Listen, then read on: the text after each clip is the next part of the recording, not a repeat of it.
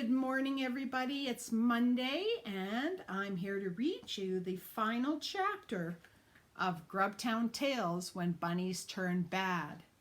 Chapter 9, Bunny, Bunny, Bunny. Now that Rumpus Corncrake realized that each and every one of these bunnies must be a direct descendant of his own beloved Sniffles and Snuffles, who had always pretended to be one and the same bunny in his magic act as Rapid Treacle, he wanted to do everything he could to help put things right. The two biggest challenges for Grubtown's Special Bunny Task Force were, number one, how to get the bunnies to go where they wanted them to go, and number two, where to put them all, especially if they were going to have more baby bunnies. The second part is easy, said Rumpus Corncrake. The reason why I'm living in a shack on the outskirts of Grubtown is that I'm having a house built on an incredibly nice island. But that's a private island, said Jilly Cheeter. She'd seen photographs of it on posters of the coastline in the Grubtown Tourist Information and Garden Waste Recycling Center, on the wall above the donkey dung bin. I know, said Rumpus Corncrake. I own it. I bought it with all the money I made from my years of being the face of Sunripe Raisins. The bunnies would love having a whole island to themselves, and they wouldn't be able to swim all the way back here and cause more trouble, said Mango Claptrap. Are you sure you wouldn't mind sharing it with thousands of bunnies? Not at all, beamed Corncrake. Mango wondered how long it would be before he'd have to share it with millions of bunnies, but didn't say anything. But how do we get them to the island, said Jilly Cheeter. On the ships I've got delivering the building materials, I suppose, said Rumpus Corncrake. They could take thousands of bunnies at a time. I think what Jilly means, Mr. Corncrake, is how do we catch them all in the first place?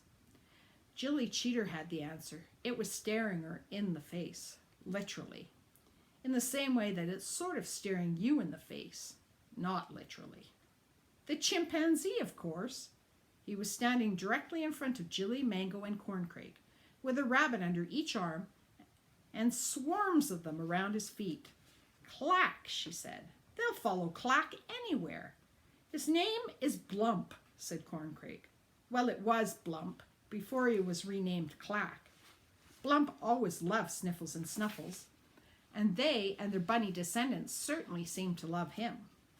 So we'll tell Mayor Gomez and Chief Hansen about the ships and the island. Then you can get Clack, Blump, to round up the bunnies and to follow him into cages in the backs of trucks or something, said an excited Mango Claptrap.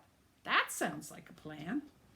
It was not only a plan, it was also a very good plan, which is why, as I'm writing this, all the bunnies are now living on an incredibly nice island, which has been renamed Incredibly Nice with rather a lot of bunnies on it island. Rumpus Corncrake had to pay to have it renamed, of course. As mayor, Flabby Gomez got rather a lot of money for that. The island has become something of a tourist attraction and is very popular with day trippers who want to see more bunnies than humanly imaginable, and to be photographed with the wonderfully wrinkled, one-time Sunripe Raisin Man.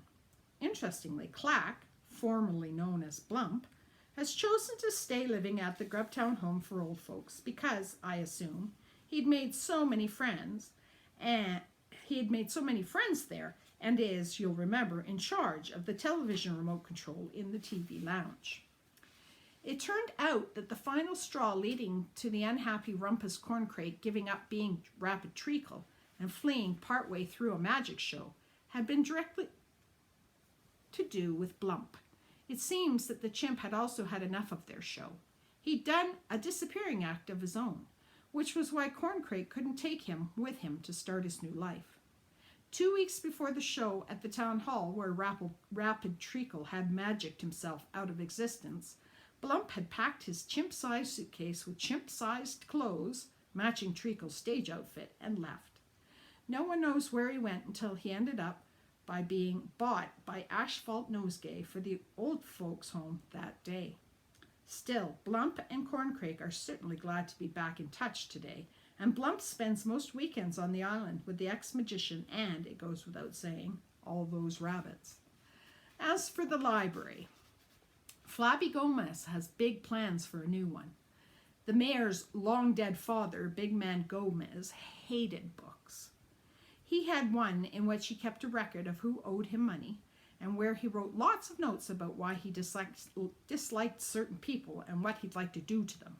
But he never read books for pleasure. He said that books were for girls, somehow making that sound like a bad thing.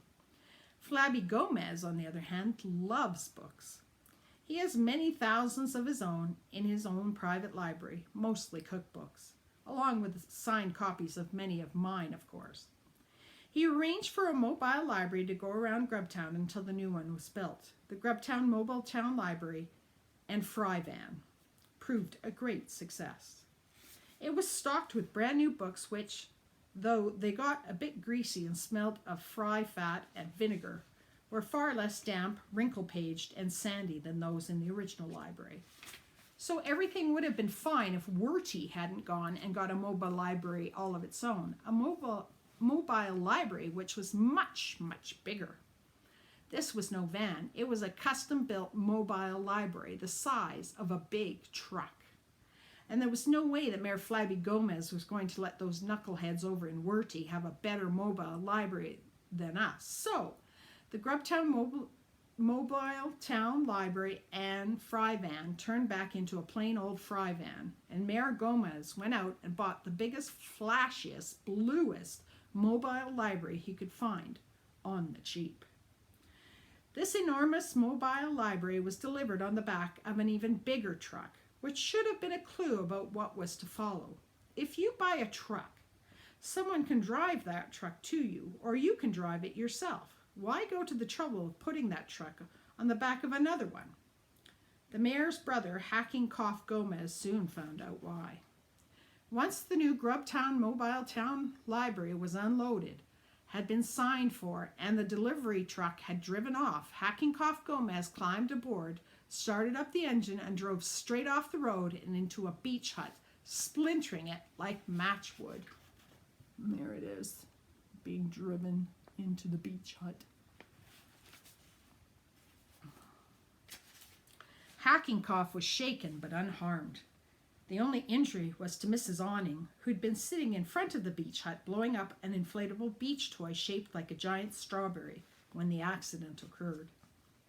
She swallowed half of the inflatable soft fruit in the commotion, and it had to be removed by Dr. Fraud at the scene, using nothing but a hastily snatched pair of barbecue tongs.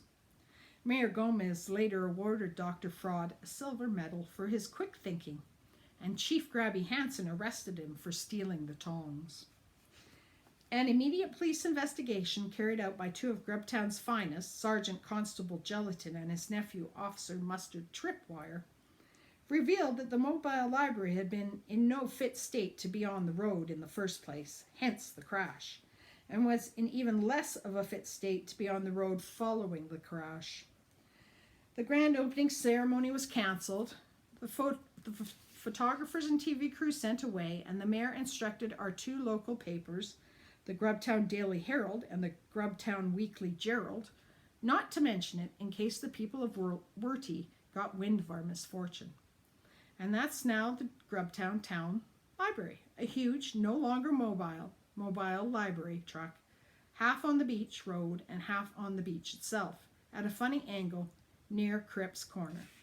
Chief Librarian Tamsin Thwack and her library assistants did their best, loading it with greasy, vinegar-smelling books, which soon became damp, crinkle-paged, and sandy too. They put colorful pictures on the walls, and there isn't a single shh or silence or you're not here to have a good time sign in sight. As well as her Grubtown and District Karate, Kickboxing, and Origami Club karate suit, Tamsin Thwack now wears special issue shoes with extra grip soles to try and stay as upright as possible when working there on its oh-so-sloping floor. By the entrance, just inside the door of the new library, there's a photograph of Tie-Pin Petty Mandrake standing next to Jilly, Cheeter, and Mango Claptrap, who are both proudly displaying their latest medals. In the background is what remains of the old library, a pile of plywood and corrugated iron. It acts as a permanent reminder of what happens when bunnies turn bad. The end. Well, I hope you enjoyed Grubtown Tales When Bunnies Turn Bad.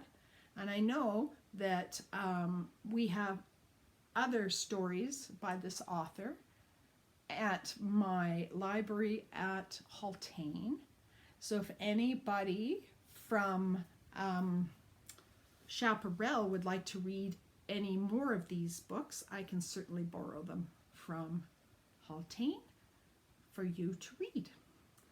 Anyway, I hope you enjoyed our story, and I will be back tomorrow to read another book.